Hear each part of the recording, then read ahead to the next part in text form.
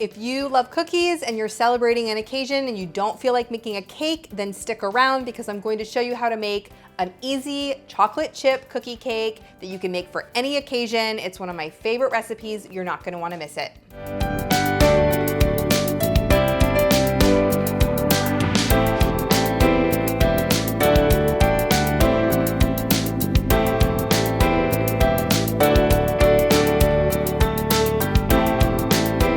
It's Dorothy with crazyforcrust.com and welcome back to my kitchen. Today we are talking all about cookie cakes. I love a good cookie cake. Don't get me wrong, I love a great slice of vanilla cake with vanilla frosting or even chocolate cake with chocolate frosting, but I absolutely love a cookie cake because I love cookies and it's super simple way of making a party celebration cake without having to deal with the finickiness of making an actual cake. The cookie starts with my just basic and delicious chocolate chip cookie recipe that is the absolute best cookie recipe that you will ever taste. I am linking it up here. It's my most popular cookie recipe on my site. You should try that cookie recipe as well. I'll give you tons of tips in that post. Today we are baking it as a cookie cake in a 9-inch round cake pan.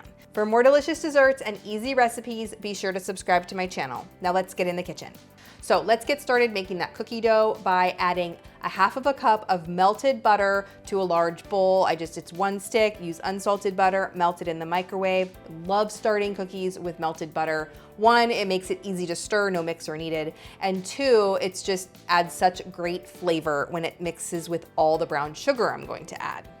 So I've added a half of a cup of packed brown sugar and a third of a cup of granulated sugar, stirred that together, and now I am adding 1 large egg, a teaspoon of vanilla extract, a half of a teaspoon of salt, and a half of a teaspoon of baking soda. It's your basic cookie recipe. Then you're going to add, once that's all stirred together, you're going to add 1.5 cups of all-purpose flour. Make sure that you're measuring your flour correctly. You don't want to pack it, you don't want to add too much or your cookie will be too dense. This video here, it's one of my tip series videos on how to measure flour, but spoiler alert, don't pack it, spoon it into the measuring cup and then level it off with a knife if you're not using a scale.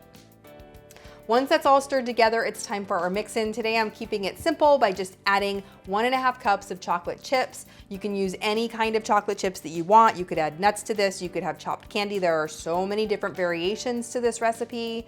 Once you have the dough made, it's a super simple dough. I'm going to prepare my cake pan. I'm using a 9-inch cake pan for this. I lined it with foil and now I'm spraying it with nonstick cooking spray so that the cookie doesn't stick and for easy removal. That's why I like using that foil. You could also use parchment paper.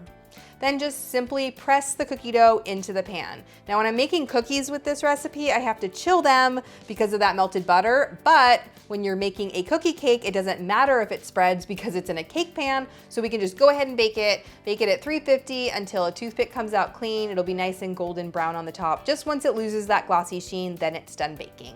You will want to let it cool. I know it's hard, but you'll want to let it cool before frosting. So let's make the frosting while the cake cools. To make the frosting, you're going to start with 4 tablespoons of unsalted butter. Make sure that it's softened. If it's not softened enough, then you'll want to mix that with a hand mixer a little bit first, just so you don't end up wearing the powdered sugar. And then add 1 cup of powdered sugar. Again, you don't pack your powdered sugar, you spoon it into the cup and level it off with the flat edge of a knife. Then once you've added your powdered sugar, you also want to add 2 tablespoons of unsweetened cocoa. Now you can use regular cocoa powder, you can use the Hershey's Special Dark, which I've used here. You can use Dutch Process, whatever you want. Also add a half of a teaspoon of vanilla in there because vanilla makes frosting taste amazing.